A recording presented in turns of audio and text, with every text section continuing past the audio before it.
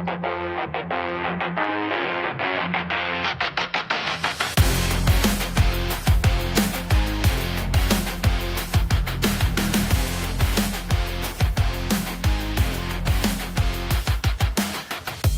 at you full speed, no brakes. All these doubters gonna feel the quake. Raw determination in my veins. You can't touch this level of the game. Watch me rise. Watch me rise. They said I couldn't make it, but I'm still here standing. Every day grinding, while they're just demanding. Won't back down, can't stop now. Won't back down, can't stop now. Breaking through the walls you built. Guys, welcome to episode number 2. I've got Sergeant David V. I'm not going to butcher his last name. I'll let him pronounce that for you. I met David a few weeks ago at Aelita. I spoke to him for probably a couple hours at one of the social events one night, and he's got an interesting background and an interesting way of teaching the next generation of law enforcement. David, tell me a little bit about yourself. Yeah, so my name's David Vilsaying. Everybody just calls me Sergeant V. It's definitely way easier. I've been a sergeant since I was, 20 years old in the United States Army Reserve when I was an MP, and it just kind of stuck with me ever since. And now here I am, in my 40s and retired from law enforcement after 22 years of experience between the military and civilian law enforcement realm. I recently retired about a year and a half ago and started my own company, De-Escalation Training Solutions. I do a lot of contract work for the National De-Escalation Training Center, and they keep me pretty busy teaching de-escalation all over the country. That's awesome. So you were an MP in the military. Was law enforcement always the goal, or was that just a way to get in the military and get going, and then you fell in love with it, or how'd you end up in this long career? So yeah, law enforcement was always the goal. As far back as I can remember, my parents and my family were always in like that community service type mindset, right? My parents obviously didn't do anything too crazy, but they were always giving back to the community, even if it was just something as simple as like 4-H groups and whatnot. But then my grandfather on my mom's side was in law enforcement, and I heard all these stories about him, and I had an uncle who was a firefighter, and I had a cousin who was in the Army. And so just seeing those mentors and hearing those stories just kind of guided me on my journey, I guess. That's awesome. My story's similar. My dad was in law enforcement for 40 years, and here I am 10, 11 years later, and it's probably the best job you can have. Definitely the best job you can have, most rewarding by far. So every cop's different. Tell me, what was your favorite thing to do when you were in law enforcement? Was it supervisors, DUIs, burglaries? What was your thing? Boy, that kind of changed over the years, starting off early on as a rookie, it was chasing the DUIs. I loved getting the DUIs off the streets, making people safer. When I was a kid, I had a person who was fairly close to me die by a drunk driver. So I took that one home pretty hard, hammered out the DUIs quite a bit. And they never really stopped, even when I became a sergeant and was supervised, and I kept hunting them. But over the years, it kind of transitioned. A little while there, I really loved going out hunting warrants, getting those folks in and holding them accountable for the charges they were up for. But then, moving up to the SWAT team, working out as a sniper, all that stuff was fun. But I'd have to say the most rewarding was definitely when I finally got sergeant again in the civilian law enforcement realm and was able to start to lead and inspire the next generation. Let me ask you this, because I explain this to all of our new guys that we hire. They all think they get in there and they want to go, go, go, go, go. I try to explain to them, you're right. Those first few years, you're going to find something you really enjoy. And then about several years in, you're going to be like, man, I really want to do something different. And I think that's just a very important thing for them to, when they're new, just to impress on them is like, yeah, you're going to enjoy whatever you want for 4 or 5 years, whether it's DUIs or working drugs but then you're going to transition into something different, and you're going to be like, man, I can't believe I really enjoyed doing that for so long because I like this a lot better. I think every officer goes through that at some point. Definitely. It's no different than when we are all teenagers. We all try on different little personalities when we're teenagers, right? You might be a little bit of a bookworm, but decide, maybe I'm going to start listening to some hip hop and, change some of the clothes I wear or something, and then, oh, I'm going to start standing up for myself and being more assertive. And, we try on all those different personalities as kids. And then you get out there in the real world and you start the career in law enforcement. And you find out that, what, I like a little bit of this one, I like a little bit of that. And you try them all on. Yeah, absolutely. Tell me, I mean, you said that you enjoyed being the supervisor probably the most. To you, like, what's important to make a good supervisor? There's just so much. The biggest thing is understanding your employees, understanding the next generation. We're not all the same, right? What might have worked to lead and motivate me may not work to lead or motivate you or somebody else. And so recognizing we have to take a different approach with each person so that they can be the best possible officer. I love that because I think you're probably one of the few people I've heard that think the same way I do. I mean, you see a lot of supervisors, it's always their way or the highway. And you got to realize, like, you're managing a group of personalities, not just one big monotonous personality. And so I mean, that's part of the job is managing all of those personalities. Yeah, absolutely. If you just take the one way approach, you'll end up with a lot of turnover. And I've unfortunately seen that in my career. So, what made you get to the point that you realized you were ready to retire? I was out teaching part time for the National De-Escalation Training Center. It was just kind of a little side gig, getting out there every now and then on my days off and bringing in some extra income. I really enjoyed it. I connected very well to the material. Um, and I saw how it could benefit in more ways than just de-escalation. It's literally effective communication, which can branch into all aspects of life. And one of my students, who is now actually one of my co-instructors, pulled me off to the side and he asked me, he said, "Okay, Sarge, what's it going to take for you to take that next step?" And I said, "What do you mean?" And he says, "We all see it. We all know it. You're passionate. This is what you need to be doing." And I had never told anybody that that was my retirement dream, was to be able to travel and train and pass on all this knowledge to the next generation. But he saw it in me. And it was that little spark that just started things heading in the right path. And it wasn't that long after that conversation that I finally decided, you know what, the opportunities are here now, and there's no guarantee the opportunities will be here, when I do retire. So why not take it a little bit early and go ahead and start chasing that dream? Absolutely. Do you miss it? At times, but not as much as I thought I would. Yeah. I mean, you're still kind of around it. Yeah, I get to live vicariously through all the students that I teach, definitely. But yeah, it's definitely been a lot less stressful and just as rewarding. Yeah, absolutely. So, was this your first year at Aelita? No, this was actually my second year at Aelita. I went last year as just a vendor for the National De-Escalation Training Center, set up a booth for them. When I was there, though, there was something about the vibe, the environment there, the people. It felt like home, right? That was the people I needed to be around. So I decided right then and there, I was like, yep, I'm coming back next year and I'll probably keep going back every year. Yeah, our first year going was 2022, and it was just kind of I really don't even know where. I was just asked, hey, you want to go? And of course, hey, department's going to pay for you to go out of state. Yeah, I'll go. And I fell in love with it. We didn't get to go in 2023, but we got to go this past year. And it's just eye opening to hear the different points of view and like just hear so much about law enforcement that you don't realize goes on. And my biggest takeaway from this year was the class on imposter syndrome. I don't know if you got to attend that one or not, but I mean, it was just kind of eye opening of how many of us have got up there either teaching or just being around other cops, and you're like, man, I don't feel like I fit in, and deep down inside, just as well that you can do just as well as they can. You're just bringing yourself back down a little bit.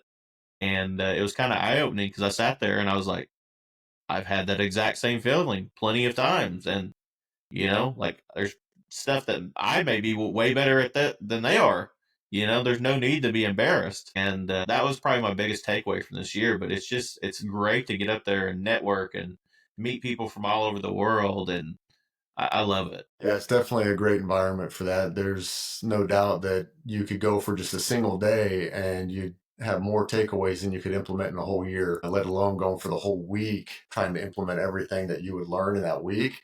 It can be overwhelming. I know after my first year, I came back with a full notebook of ideas and thoughts, and I just slowly, just day after day, I'd break it out about once a week and just say, okay, what can I do today that I haven't done yet?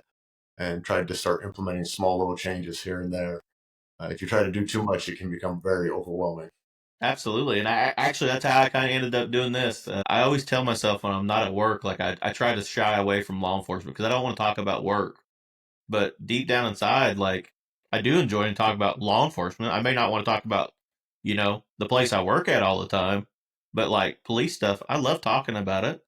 Like there's so many different people, and like, while you maybe love doing de-escalation, this other guy maybe love getting out on the highway and doing interdiction, and like you're going to find somebody that's great at something else, and to sit there and talk to them for 30, 45 minutes, an hour, and like learn about them, man, it piques my interest. And I took that step to say, hey, you know what, I'm going to do it, and there's going to be growing pains, but if the worst comes to worst is I've got a little bit of lag on my feed, or I've got to fix something, oh well, I'm here talking to people that are just as passionate about law enforcement and first responders, and like we're spreading the word of what a great career that you can have, and that at the end of the day, that's what matters.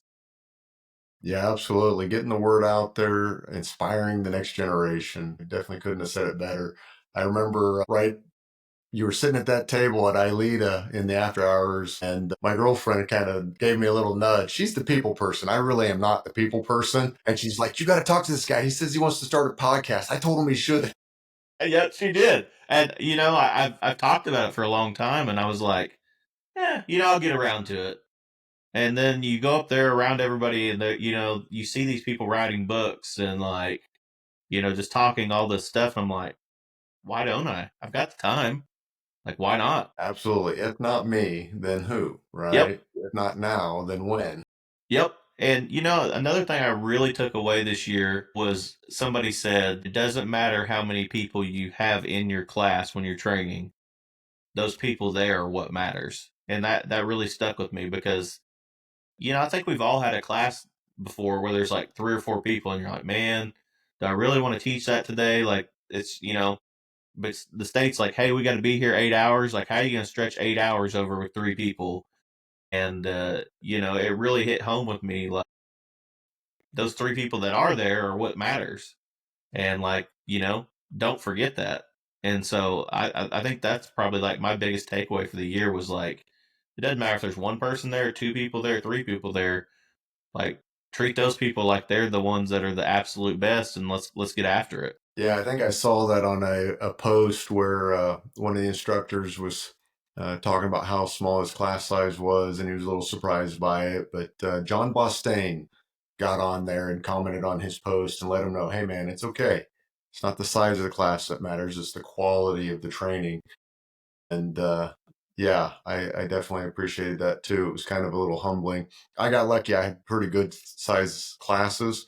But again, I've also had those classes where there was 3 people in them, 4 people in them. One of my last classes, just a few hours from here, had 5 people in it. They were supposed to have a whole lot more, but miscommunications happen, breakdown. People get fired last minute. Shifts come up short. It happens. But those short classes with just 3 to 5 people, man, the quality of learning just goes up exponentially because you can truly tailor your class to the individuals and make those connections for them that they may not have otherwise made just sitting through a generic class. So I really enjoy the Yep. smaller classes. Yeah. And we actually hosted an interdiction class for our canine guys last week, and he said the same thing. I was, almost embarrassed that he drove all the way from Texas and there was like 8 or 9 people. And he was like, listen, yeah, would I like to have a big class? Of course. He said, but these small classes, I get to get more personal interaction. and I get to sit there and actually teach more than just a big class. Like I get that one-on-one interaction, and it made me feel a lot better when he said that, because I was like, man, I was apologizing profusely, like, hey man, I'm sorry, like, have you come all the way up here and like there's only 9 people, and he's like, dude, don't worry about it. He's like, this is just more personal interaction time, and like I enjoy it. So that's something we got to remember as instructors. Like, hey, it doesn't matter how many people's there. Like, teach your class and like teach it the best you can. Absolutely. So tell me, what's DXI mean? So DXI is actually the Roman numerals for 5'11". Okay. So 5'11" was my badge number for the last 19 years. Unfortunately, somebody had beat me to it, so I couldn't just put my badge number on there. So I got a little creative, and I went with the Roman numerals, DXI, instead. And it works out really well because my 3 core values revolve around de-escalation, tactics, and internal self-awareness. So those are the most important 3 factors that any officer needs to have to be able to survive a good long career. You know, that piques my interest. Tell me about those. Those are your 3 core values, like, because those are good ones. Yeah. So Sun Tzu, in his book, The Art of War, had a quote in there. He said, "We must fight under heaven with the intent of preservation." Now, this is the man who literally wrote the book on war, and it's still quoted, hundreds of years later by military generals and experts. But we oftentimes forget that even he says that we have to be more deliberate about how we fight and why we fight. It's one thing to just go out there and destroy everything to win the war.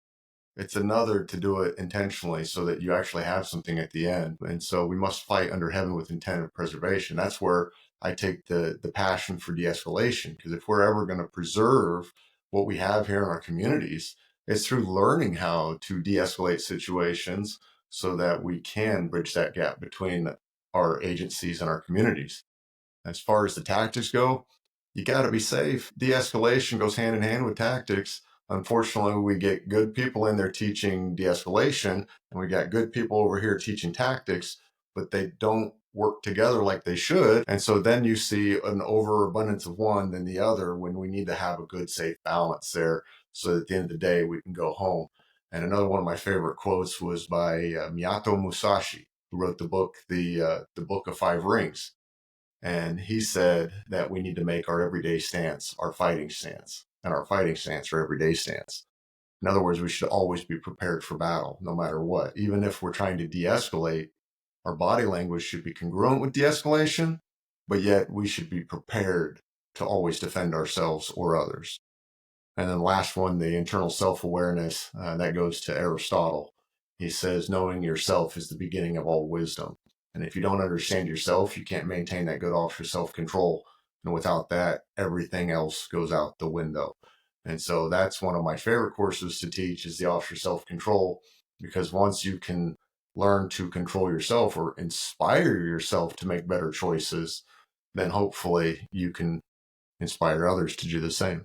Yeah, absolutely. I love that. Now let me ask you this. I think a lot of people get the misconception that de-escalation is just like hug a thug, like, we're not doing anything, and that's not the case at all. Like, it's just you're not just going from step A to step Z immediately. Like, there's other steps to work in there, and to like try to resolve situations peacefully, and there's absolutely nothing wrong with that. Can you kind of touch on that? Yeah, so that the hug a thug mentality, that's where we're just going to be nice and not hold anybody accountable. I don't agree with that at all. I think everybody should be held accountable for their actions. But is there maybe a little different approach to how we get to there? Absolutely. Because again, the way I motivate myself isn't the way I would motivate you or the way I'd motivate anybody else. And at the end of the day, that's what we're trying to do. We're trying to motivate people to make smarter choices. And so by understanding that we're all different, we can get away from that ask, tell, make mentality to truly tailoring our speech so that we can inspire them to make the smarter choices on their own. Are they still going to have to get their ticket? Are they still going to have to go to jail? Absolutely.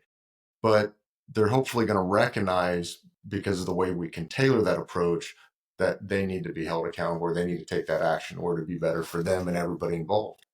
Absolutely. I think you said that. I couldn't said it any better myself. I mean, that's absolutely true that, the ask tell make is a thing of the past almost. And, you've got to learn how to talk to people. I mean, that's literally what we do probably 90% of the job. And if you can't talk to people, like, you're not going to have a long career in law enforcement. Like, you're going to have more fights, you're going to get injured.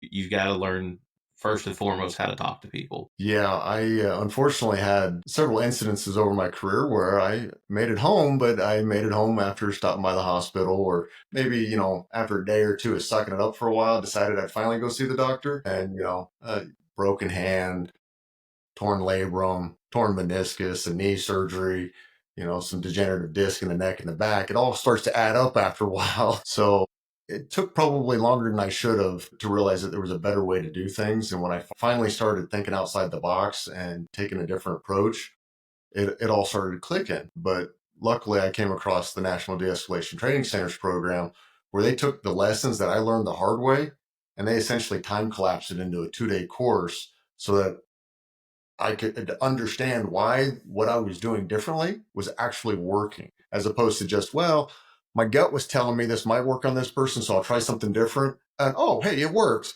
Now they actually have the science behind it and can explain why those things work for different people. How'd you get hooked up with them?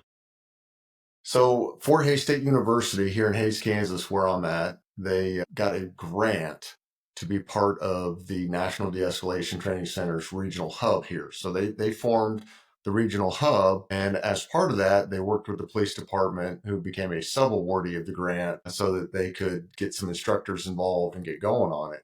I was already a de-escalation instructor for the department, along with defensive tactics, taser, scenario-based training, all that stuff.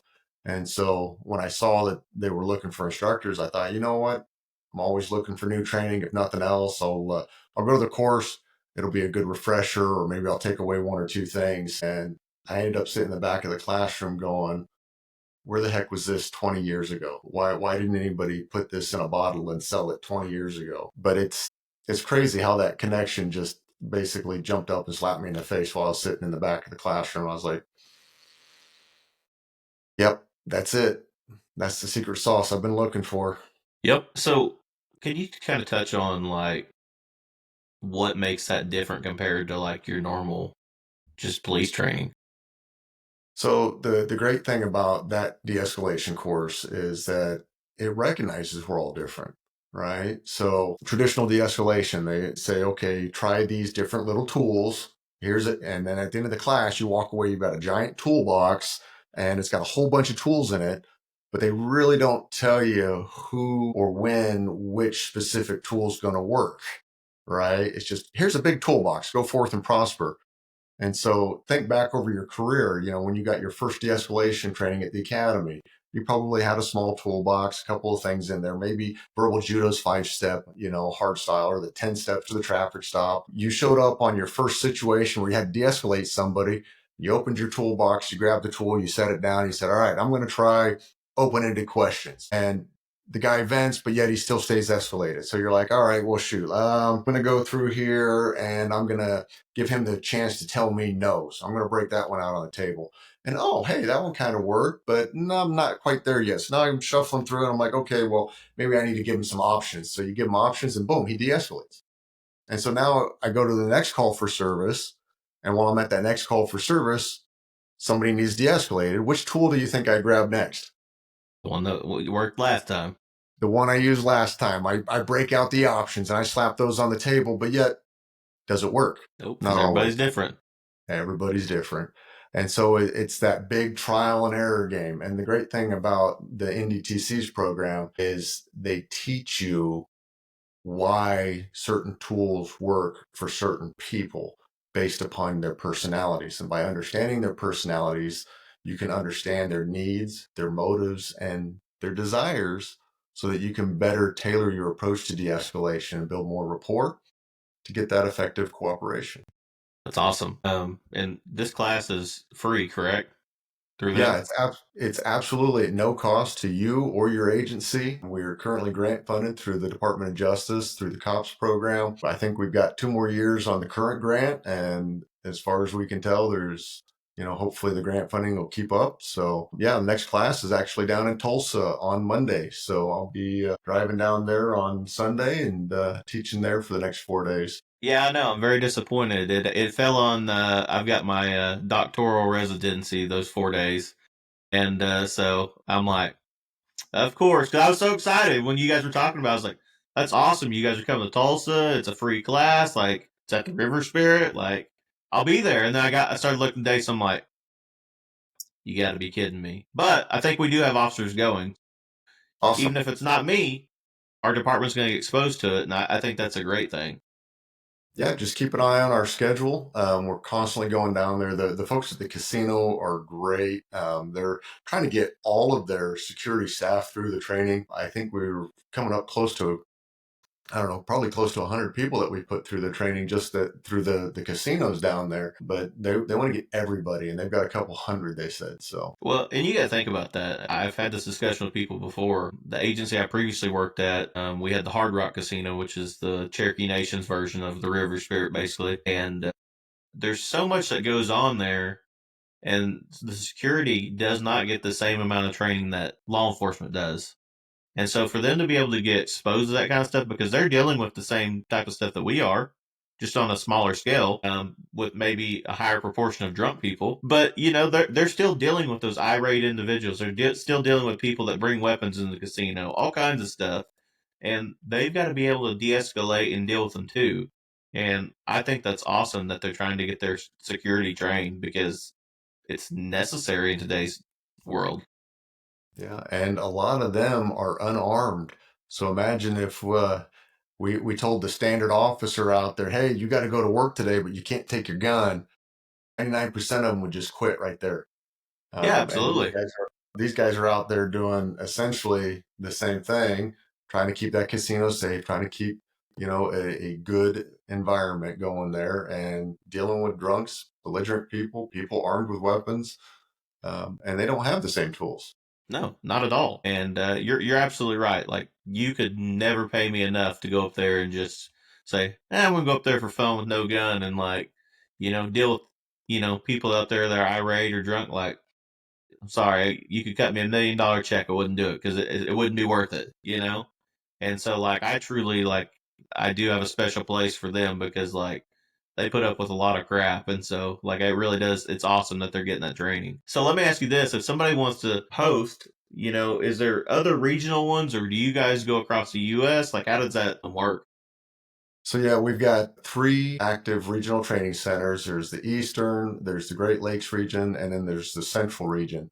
The Central region is by far the biggest region. We cover pretty much everything from Colorado over to the far edge of Kentucky and everything north and south. And then there's the Great Lakes region where they cover most of the states over there surrounding the Great Lakes.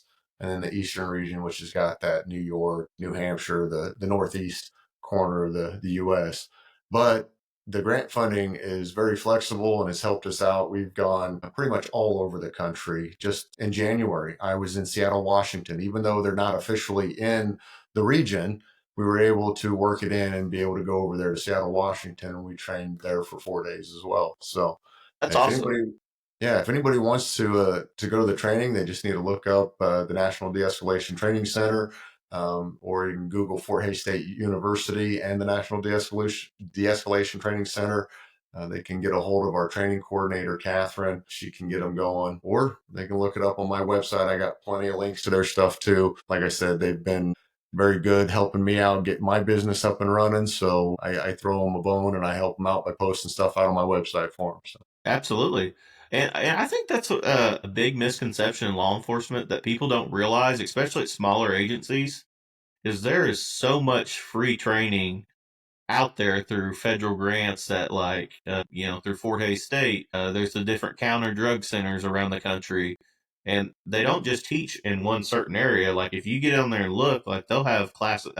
We're actually hosting the counter drug center out of Iowa. They're teaching a crisis negotiations class coming up, and I'm like, I never would have thought that from a counter drug center, but it's just one of their classes that they offer, and it's all through federal grants. And there's just so many opportunities for these small agencies to bring in free training. And, I encourage these chiefs of police and sheriffs and, decision makers to like seek out these trainings or reach out to these bigger agencies that have more instructors that can come teach the classes that they went to. Because at the end of the day, criminals don't just hang out in big cities. They go to smaller towns, they commit crimes. And a lot of times, they'll go to a big city, commit crimes, get a little heat, and then they'll go to these small towns thinking they're going to hide out and the police won't mess with them.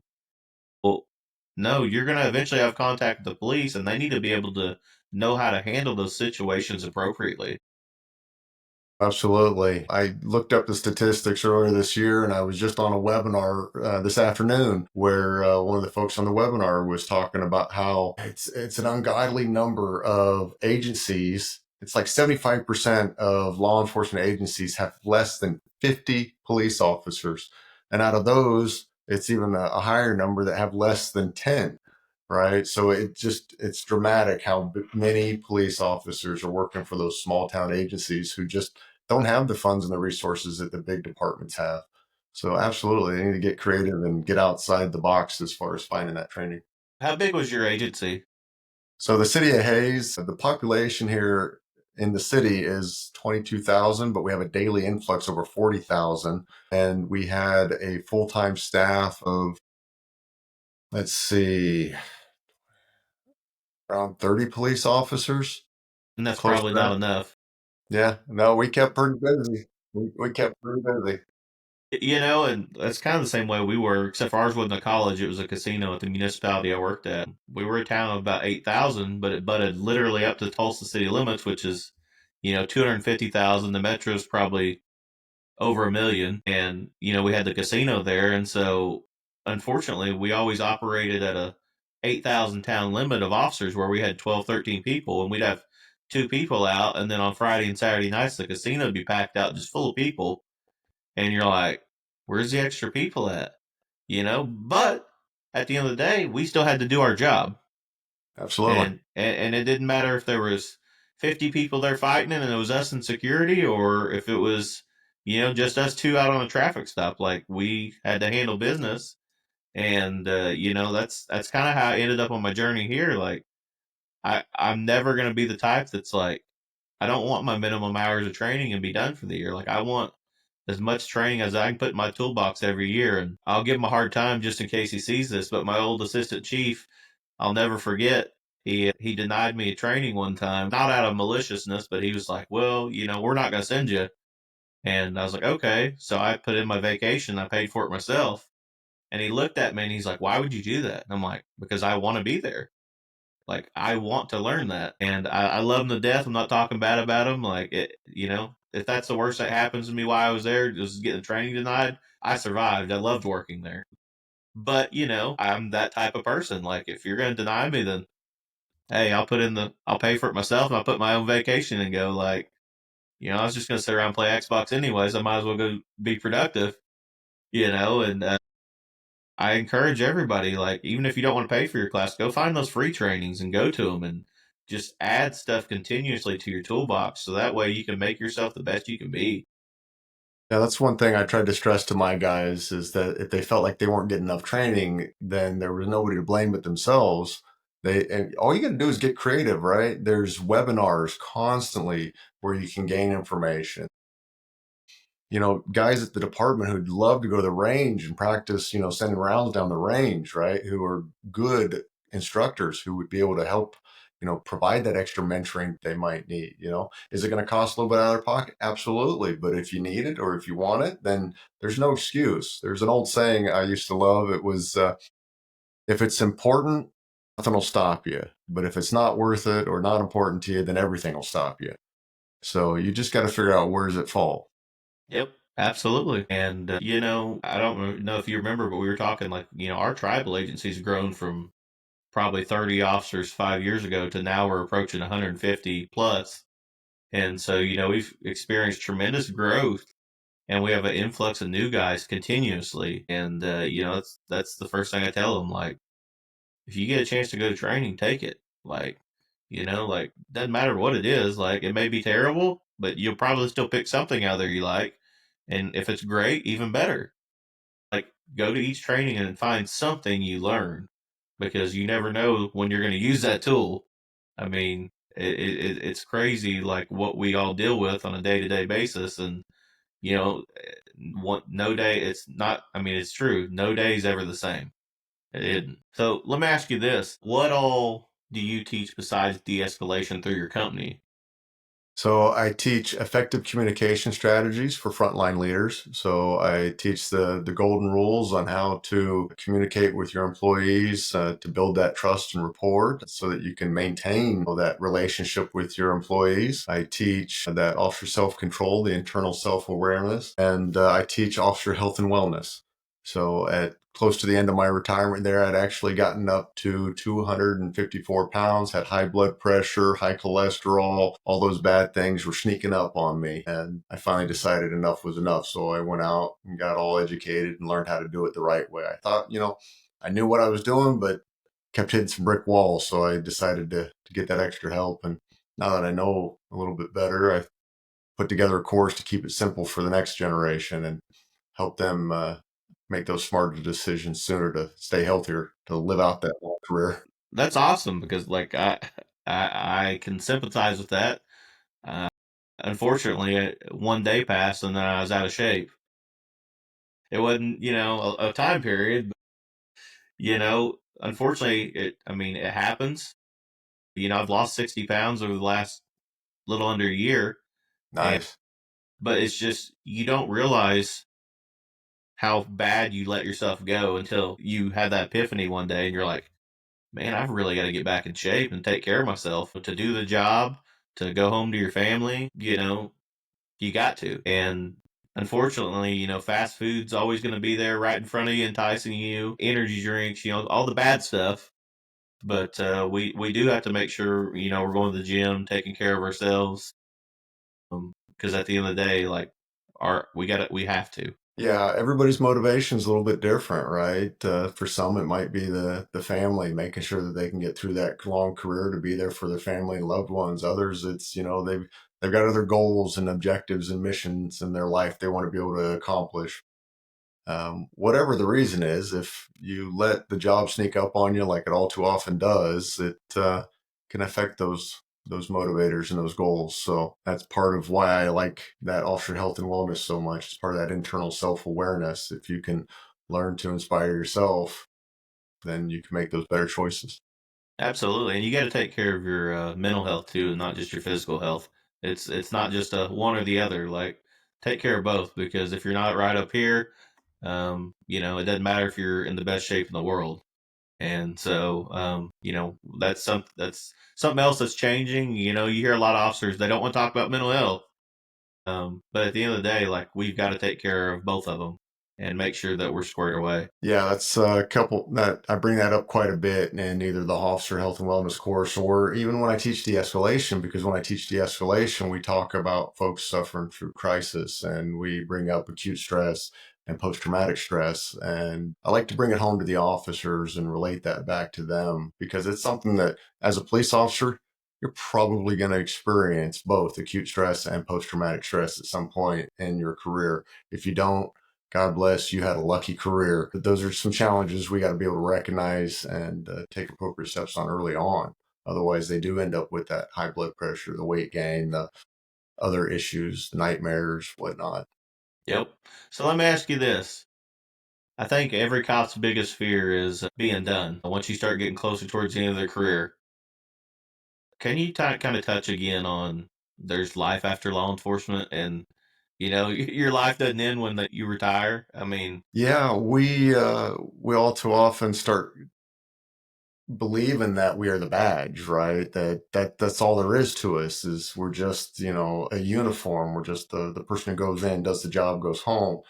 But we need to remember that we are so much more than that. Whether it's, whatever hobby you want to be good at, we're fishermen, we're hunters, we're dancers, we're musicians, we are so much more than the uniform. Does the uniform serve its purpose? Absolutely it does. But when it's time to hang that hat up, there's a lot of life lessons there that you've probably learned that you can turn around and keep putting a good use. pass them on to the next generation in one form or another, or maybe it is time just to hang the hat up completely and then go really passionate about those other hobbies and things. But there's definitely way more to life than just a badge. Did you ever see yourself running your own business? Well, like I said, it was always kind of a long-term goal or dream of mine. I am one of them individuals that is very task-oriented. So from a very young age, I had dreams of starting my own business. In particular, I wanted to run a dojo. I've been into martial arts my entire life. Still train martial arts as often as I can. Obviously, traveling the country, it's not as often as I'd like. But yeah, I'm very passionate about that. I knew that I wanted to mentor the next generation and I wanted to do it through my own business. I just figured I'd wait till I was 65 and that old, curmudgeon-y old officer who's retired and going around. I got so blessed and so lucky that these opportunities came up early that I was able to still do it while I don't walk with a limp every day, just when the weather gets cold, you know? Yep. And it's just a little bit different. Instead of staying at home and running a dojo out of a fixed building, now I get to see the world and I get to mentor the next generation of people who are like-minded, like myself, who truly want to leave this world a little better than we found it. That's the right mentality to have. Um, you know, I think we've all met that cop before that, that they're there to just take bad people to jail and that's all they care about. And that's great. But at the end of the day, you want to make this place better and not just kind of like you said, you don't want to just burn it down. You want to make sure there's something there when you get done. And, these people are a part of our communities and, community relations is a big thing. And it's not a bad thing by any means. A lot of people, you hear cops think, oh my God, community relations. Um, I want to be a part of the community. I want to get involved. I want to make it a better place so people want to live there. And that's not a bad thing. It doesn't mean I'm not out there taking bad guys to jail. It doesn't mean I'm not out there taking drunks off the roadway. It just means I'm getting involved in the community. And I think that's a great mentality to have is just leave the world in a better place than when I got there, Yeah, my dad, when I was a kid, and your parents may have had the same rule, but he told me, he said, son, if you ever borrow somebody's tool or anything from somebody, you always leave it in the same condition or better than when you found it. And so that, when I started traveling and training, one day that kind of popped into my head and I realized I need to take this a step further. And it's not just, tools or objects, it's people. And so I need to leave the world a little better than I found it. And so that's become the vision of my company. Yep. And my dad was a state trooper, and I'm sure it's pretty much the same in every state. But I love my troopers, but they always kind of puff their chest out and they look pretty, and yep. And my dad was never like that. When he was at home, he was just my dad, and I never wanted to be in law enforcement. Never did. Not until my last semester in college, and he encouraged me, go do a ride along, go do a ride along, go do a ride along. I don't want to, Dad. And I finally did one, and I fell in love with it. And here I am, 10, 11, 12 years later. And that's the one thing that I will say that's always stuck with me from my dad is treat people the right way. And it doesn't matter if they wear a different uniform than you or if it's a citizen, just treat people the right way. And, my dad ended up becoming the sheriff after his highway patrol days. And that was his main thing was he always wanted to, his guys to get out there and get involved in communities and like be seen in neighborhoods and stuff like that. And, if I can take a little bit of the person he was, at the end of the day, I've got big shoes to fill. But it's true. I want to make this place a little bit better than it was before I got here. Sounds like a good role model. Yep.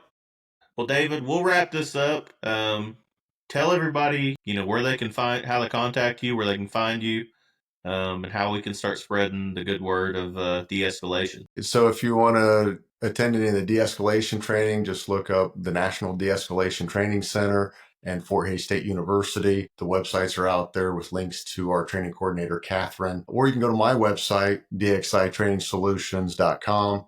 I've got all their links on there as well. My courses are listed there: the Officer Health and Wellness, the Effective Communication for Frontline Leaders, and the Officer Self-Control course. I've got a few other things that I do for businesses and individual people as well, but those were my law enforcement courses. To get a hold of me, you can look me up on any social media as far as Facebook, Instagram, and TikTok. I don't do all the others. That's already way too many to try to manage. But yeah, just hit me up at DXI Training Solutions. Awesome. Well, hopefully I'll catch you a little bit next week when you're in Tulsa. I'll still be around, but if not, I'll see you next year at Aelita. And thanks for joining me tonight. I truly appreciate it. Awesome. I appreciate it, man. You stay safe out there. Thank you.